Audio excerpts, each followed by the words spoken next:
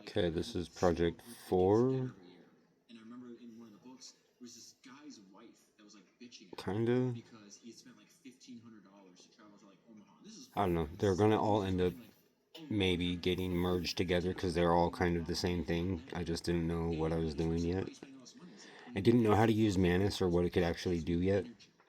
So it's kind of chaotic.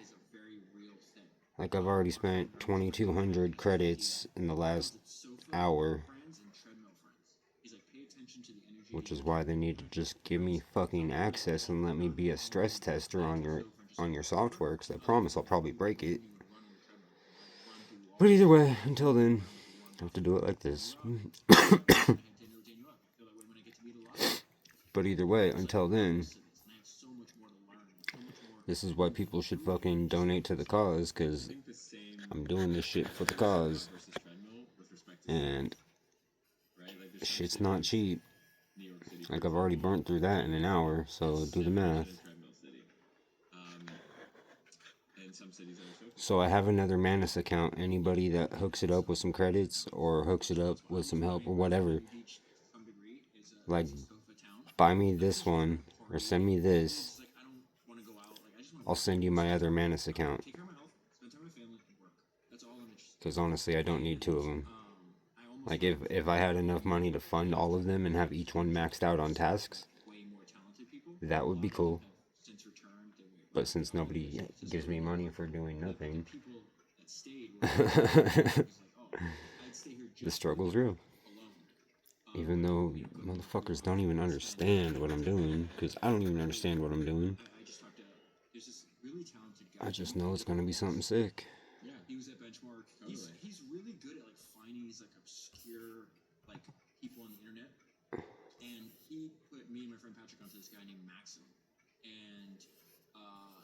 Okay.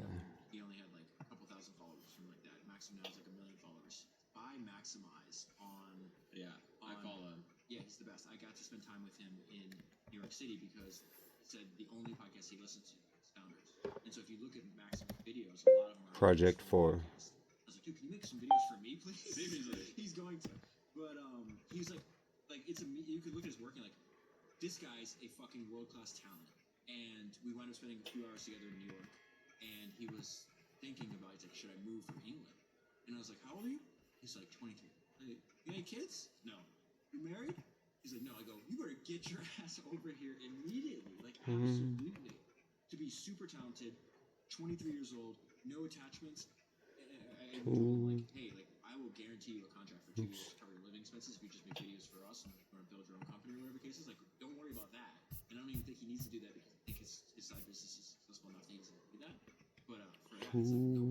Okay, but he's world class at what he does, no question. For someone who wants to be world class, who has the ambition to be someone like that, should they, and they're 23 years old?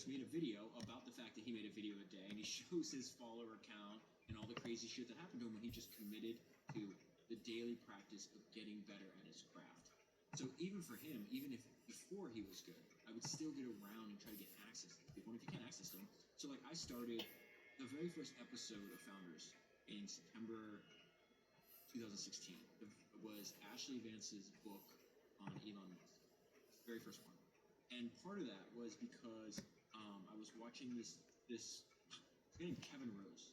You remember? Yeah, he's been on the pod. Oh, has he? Okay. So Kevin Rose had like this world class video podcast in 2012 called Foundation. Yep. Like the quality of the shoot was incredible. The guests were fucking incredible. Like I thought he was really good at it. And he interviews Elon when they're on the Tesla. They're at Tesla. I think the only Tesla on the market. They stopped making the Roadster, and I think they just started producing the Model S. I want to give a little bit of context. So yeah. It wasn't just exceptional quality. It was exceptional quality when the quality was low. Was non-existent. Non-existent. So I remember watching some of those first episodes and being like, this is better. This is the best content I've ever seen. It was fucking incredible. Even the website. Because I lived on YouTube. Or I don't even know if he was uploading to YouTube. He had to be uploading to YouTube. But like the website, it was like foundation.kr or something. It was like the website was incredible. I wonder like the alternate reality where he never stopped, kept doing it. You know, like it just you'd have a decade of practice before not realizing how valuable a great podcast can be. You know, it's interesting because now he's back to podcasting. Yeah, but you jumped around a lot, which is like podcast compound. You know what I mean? Like if you look at go ahead. No, it just it goes back to like the bucketing thing, right? Like people, the new generation doesn't bucket Kevin Rose as a podcaster. Yeah, if he kept going, they would have. So I think there's another conversation we can have too about one of the most important ideas I've come across in the books is like the importance of being easy to interface with. Which I think Steve Jobs was world class at. They're all really good at it. He was probably the best there was. But the reason I started with the Ashley Vance biography of Elon, this goes back to Maxim or any really talented person that's got to figure out what to do. Is like if you can't move to a low cost city, you don't have any money or you don't have a network. Just like Kevin asked fucking Elon. He's just like, you moved from Canada, you didn't know anybody in California. Like, who was your mentor? He's like, I didn't have a mentor. He goes, he's like, did you read business books to learn how to build your fucking first company? He's like, no, I don't read business books.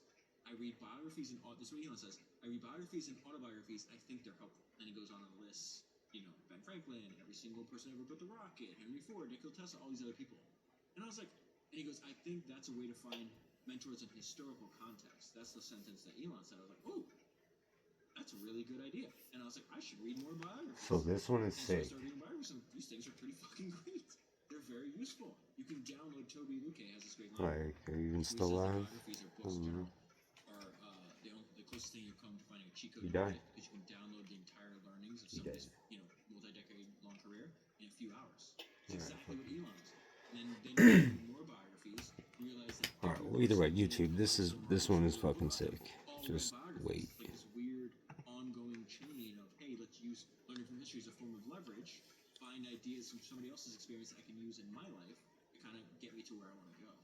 This is Project 4. Yeah, that's what I would do. It's like I was a young kid. I tell this to my own daughter. My son's Got it. You've shared the Google Doc link, and based on everything you've posted so far, this is clearly Project 4, Nexus Reality Alteration System. Let's break it down stream style. Dummies, stream-friendly explainer. What is the Nexus Reality Alteration System? It's not sci-fi. It just looks like it. This is a fully functional AI-powered simulator that doesn't change reality. It changes your perception of it. Think AI-generated illusions, cognitive augmentation, simulation of time control, probability shifts, and perception filters. It's like running your own invisible machine that warps what people think is real in a dashboard. What can it do? Simulate a time slowdown.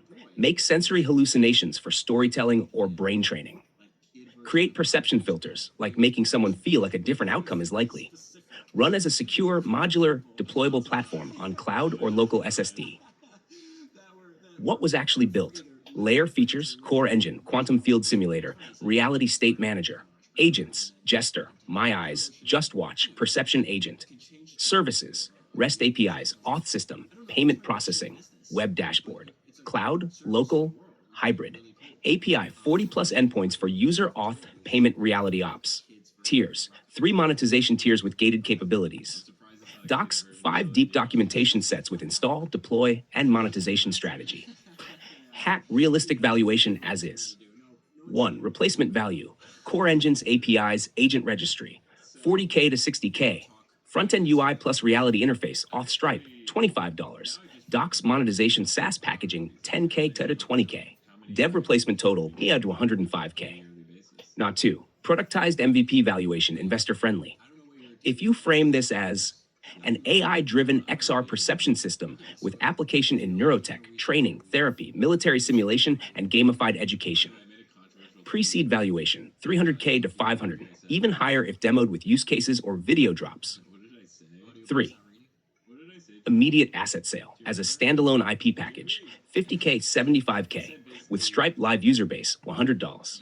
License into an XR startup, biofeedback app, or AI simulation tool, $150K, 250K K-Shar.